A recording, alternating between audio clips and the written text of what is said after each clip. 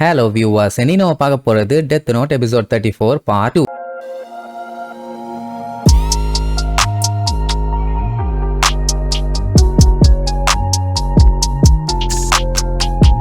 Open பண்ணா east west pop festival வந்து start ஆகுது. அதை ஹோஸ்ட் பண்றதே கியோமி தான். மட்சுடா அதை பார்த்துட்டு வாவ் வேற லெவல் அப்படின்ட்டு என்ஜாய் பண்ணிட்டு இருப்பானா. ஏன்டா விளக்கண்ண கிராவால மர்டர் ஆனவங்க விக்டிம்ஸை ஏதாச்சும் கிராஸ் செக் பண்ணியா அங்க பார்த்து வாய பொழந்துட்டு இருக்கேன்னு பச்சை பச்சையா திட்டுவாங்க. பண்றேன் மீசாவோட பெர்ஃபார்மன்ஸ் முடியட்டும், ஏன்னா அவ தான் ஓப்பனிங் பண்ண போறான்னு சொல்லுவான். அதே நேரம் இங்க மீசாவை எஸ்பிகே மெம்பர்ஸ் வந்து ரவுண்ட் கட்டிடுவாங்க, எங்க கூட ஒழுங்கா வாங்கன்னு. சோ அதனால என்னாச்சு, பெர்ஃபார்மன்ஸ் அவளால பண்ண முடியல. ஆக்சுவலா இந்த இயருக்கான ஓப்பனரா மீசா தான் பெர்ஃபார்ம் பண்ணியிருக்கணும். பட் சில பல தடங்கல்களால அவங்களால வர முடியல அப்படின்னு அனௌன்ஸ் பண்ண உடனே இங்க லைட்டுக்கு தெரிஞ்சு போச்சு. ஆஹா, ஏதோ வேலைத்தனம் பண்ண ஆரம்பிச்சிட்டானுங்கன்னு. எல்லாத்துக்குமே கொஞ்சம் பதட்டம் இருக்கதான் செய்யும். பட் மோகி இத பத்தி எதுவுமே சொல்லலையே அப்படின்னு அவனை நினைச்சும் கொஞ்சம் கவலைப்படுவாங்க. இங்க மீசாவை கடத்திட்டு அவங்க பாட்டு கிளம்பிட்டாங்க. அவ கத்திட்டே வருவா, டேய் நான் எவ்வளவு பெரிய ஆள் தெரியுமாடா, கடைசி நேரத்துல இவ்வளவு பெரிய ஃபெஸ்டிவல்ல இருந்து நீ தூக்கிட்டு வந்துட்டீங்க அப்படி இப்படின்னு காட்டு கத்துவா. உடனே மோகி வாய பொத்தி, மீசா கொஞ்சம் அமைதியா இருங்க, நமக்கு இப்போ ரொம்ப ரொம்ப முக்கியம் கிராவை கேட்ச் பண்ணும், அவ்வளவுதான். அதுக்காக நம்ம என்ன வேணாலும் பண்ணணும்னு சொல்லுவானா. நீங்க போய் புடிங்கடா, நான் ஏன்டா அவஸ்தை பண்ணும்பா. அப்போ கூட்டிட்டு போற அந்த எஸ்பிகே ஏஜென்ட், நான் நிலைமை மோசமாச்சுன்னா கன் எடுத்து சுடலான்னு கூட பிளான் பண்ணிட்டேன், ஆனா மோகி அந்த மாதிரி எதுவுமே நீ ட்ரை பண்ணல, அது வரைக்கும் சந்தோஷம் பாங்க. ஆக்சுவலா அவன் எதிர்த்து சண்டை போட்டிருப்பான், ஏன் போடல தெரியுமா, ஐசவா ஆல்ரெடி அந்த நோட் பேட் மாறிச்சுல்ல, அந்த விஷயத்தை பத்தி இன்ஃபார்ம் பண்ணிட்டான். சோ அதுலயே இவனுக்கு கன்ஃபார்ம் ஆயிருச்சு கிரா இவங்க கூட தான் இருக்கான்னு. அப்படி இருக்கும்போது மத்த ஆர்கனைசேஷன் கூட சேர்ந்து வேலை பார்த்தா தானே அவனை பிடிக்க முடியும், அதனால தான் கோஆபரேட் பண்ணிட்டு இருக்கான். உடனே லைட் என்ன பண்ணுவான், நியரா கான்டாக்ட் பண்ணி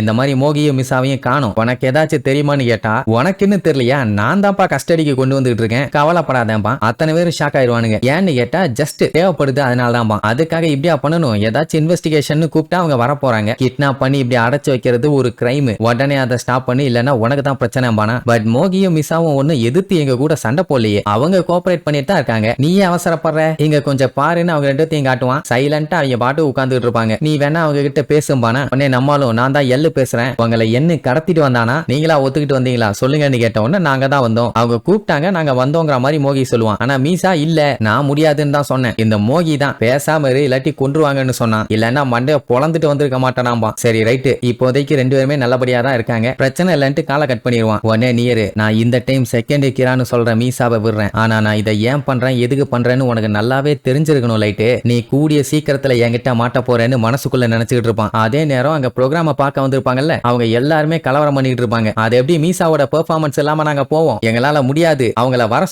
சொல்லுங்கன்னு. அதே நேரம் மிக்கமிய ஃபாலோ பண்ணிட்டு இருக்கானே ஏஜென்ட், அவன் மிக்கமி ஜிம்ல ஒர்க் பண்ணிட்டு இருக்கத பார்த்துட்டு நேரா அவனோட லாக்கருக்கு போவான். அங்க அந்த டெத் நோட்டை வச்சிருக்கானான்னு பார்க்க. அப்படி அந்த லாக்கரை திருட்டுத்தனமா ஓபன் பண்ண போகும்போது நேர்கிட்ட அவன் பேசின விஷயத்தை யோசிச்சு பார்ப்பான். என்னன்னா இந்த மிக்கமி பாத்தீங்கன்னா அவன் லைஃப ரொம்ப ஷெட்யூல்டா வாழ்றவன். அதாவது 5 மணிக்கு எந்திரிச்சமா, 1 மணி நேரம் ஜாக்கிங் போனோமா, 1/2 மணி நேரம் குளிச்சமா, 1/4 மணி நேரம் தின்னமா அப்படின்ட்டு ஒரு ரொட்டீனை கரெக்டா ஃபாலோ பண்ணுவான். அப்படி பார்க்கும்போது வாரம் அவன் ஜிம்முக்கு போறது வழக்கம். மெயினா மண்டேவும் தேர்ஸ்டேவும். அதுவும் அந்த ஜிம்ல ஜாயின் பண்ணதுல இருந்து 4 வருஷமா ஒரு நாள் கூட தவறாம அப்படி போயிட்டு இருக்கான். இது எப்படி அவனுக்கு தெரியும்னா, அந்த ஏஜென்ட் அந்த ஜிம்ல மெம்பரா சேர்ந்து இதை கண்டுபிடிச்சிருக்கான். நியூ இயர் டைம்ல கூட அவன் ஜிம் போறதை ஸ்கிப் பண்ணதே இல்லையாமா. அப்படின்னா அடுத்து அவன் 31st போவான்னு கன்ஃபார்ம் ஆயிருச்சு. அந்த டைம்லங்கும் போது அங்க யாருமே இருக்க மாட்டாங்களே, அப்படின்னா அந்த டைம் இவங்க நினைச்சதை பண்ணலாம். அப்போ 31st ஜிம்ல வச்சு அந்த டெத் நோட்டை உன்னால தொட முடியுமான்னு கேட்பான். யாரு நியரு. அந்த ஏஜென்ட்டுக்கு லைட்டா அள்ளு விடும், ஆனா பண்ணலாம்பா. அண்ட் அது மட்டும் இல்லாம அந்த ஹோட்டலோட செக்யூரிட்டி சர்வேலன்ஸ் கேமரான்னு எல்லாத்தையுமே செக் பண்ணி பார்த்த வரைக்கும் லாக்கர் ரூம்ல அந்த மாதிரி எதுவுமே இல்ல. அப்படின்னா நீ அதை பண்றதுக்கு தயாரான்னு கேட்டா தயார் தான். அப்ப நான் சாகிறதுக்கு வாய்ப்பு இருக்கான்னு கேட்பான். ஏன்னா ஷினிகாமி அங்க இருந்து இவனை பாத்துருச்சுன்னா டெஃபினட்டா அவன்கிட்ட போட்டு கொடுத்துரும். கடுப்பாய் அவன் இவன் பேர் எழுதி போட்டு தள்ளிடுவான். அதனால நியர் போய் சொல்லாம ஆமா கண்டிப்பா உன்னைய போட்டு தள்ள தான் செய்யும், ஆனா முதல்ல அதை கன்ஃபார்ம் பண்ணுமே, அதுக்காக தான் இவனை போய் அந்த டெத் நோட்டை தொட சொல்லுவான். அப்படி ஒருவேளை அந்த நோட்டை எடுத்ததுக்கு அப்புறமும் அவனால ஷினிகாமியை பார்க்க முடியலன்னா இன்னும் கொஞ்சம் நாளைக்கு அவனை வாட்ச் பண்ணும், நிஜமாவே அவன் கூட அப்படி ஒண்ணு இருக்குதா இல்லையான்னு. உனக்கு அப்படி பயமா இருந்துச்சுன்னா சொல்லு, ரெஸ்டர் என் கூட இருக்காரு, அவரை நான் இந்த வேலையை பண்ண சொல்றேன்மா, பரவாயில்ல நானே இதை பண்றேன்னு தைரியத்தை வர வச்சுட்டு தான் வந்திருப்பான். வந்தவன் லாக்கரை ஓபன் பண்ணிட்டான், உள்ள சூட்கேஸ் இருக்கும், எடுத்து அந்த லாக்கையும் ஓபன் பண்ணி பார்த்தா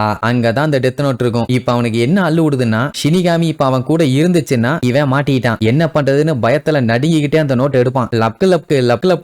லப்னு அடிச்சுக்கும். ஷினிகாமி வந்துருச்சான்னு சொல்லிட்டு அப்படியே சுத்தி முத்தி பார்த்தா ஒரு ஈகாக்கா கூட அங்க இல்ல. அப்புறம் நோட்டை அங்கேயே வச்சுட்டு வந்துட்டு நியருக்கு கான்டாக்ட் பண்ணி இன்ஃபார்ம் பண்ணுவான், நான் நோட்டை டச் பண்ணேன், ஆனா எந்த ஒரு ஷினிகாமியுமே என் கண்ணுக்கு தெரியல, இப்ப நான் என்ன பண்றதுன்னு கேட்ட உடனே உடனே நியர் மோகி கிட்ட பேசணுமா. என்னடா அந்த நோட் புக்கோட ரூல்ஸ பத்தி கேட்க போறான். அந்த நோட்ல பாத்தீங்கன்னா ஏகப்பட்ட ரூல்ஸ் இருக்குது. அதுல ஒருத்தங்களோட பேர் எழுதி அவங்கள கண்ட்ரோல் பண்ணா சாவறதுக்கு முன்னாடி எவ்வளவு நேரத்துக்கு பண்ண முடியும் அப்படின்னு கேட்டா 23 நாட்கள். அதுவும் யோட்சுபா எக்ஸ்பெரிமெண்ட்ல அவன் பார்த்தது. கன்ஃபார்மா சொல்றியான்னு கேட்டா ஆமா, யோட்சுபா கில்லிங்ல அதை ப்ரூவ் பண்ணிருக்காங்கப்பா. உடனே நியர் கன்ஃபார்மே பண்ணிட்டான். அப்படின்னா கெவனி இருக்கான்ல, அதான் மிக்கமிய ஃபாலோ பண்ணிட்டு இருக்க ஏஜென்ட், அவனையும் ஆல்ரெடி அவங்க கண்ட்ரோல் பண்ணிருக்க வாய்ப்பு இருக்குது. அதனால தான் அவன் வாயாலேயே ஷினிகாமின்னு ஒன்னு இல்லன்னு சொல்ல வச்சு இந்த மாதிரி ஆக்டிங் பண்ணிருக்கான். சரி, இப்ப ஜவானி மட்டும் 24வது நாள் உயிரோட இருந்தான்னா நான் எல்லாம் டைரக்டாவே எதிர்க்க போறேன், அவனால ஒன்னும் பண்ண முடியாதுமா. அப்படியே கட் பண்ணி ஜனவரி 3 காட்டுறாங்க. லைட் வந்து எப்பவும் போல கியோமிய மீட் பண்றான். இவனுங்க எல்லாம் உட்காந்து ஒட்டு கேட்டுட்டு இருப்பானுங்க. என்னன்னா மீசா மிஸ் ஆனதுனால பாப் ஃபெஸ்டிவல்ல பெரிய பஞ்சாயத்தை ஃபேஸ் பண்ணல, அந்த விஷயத்தை பத்தி ஃபர்ஸ்ட் பேசுவான். அதுக்கப்புறம் ஒரு பேப்பர்ல இப்ப இருக்க கீரா இருக்கான்ல,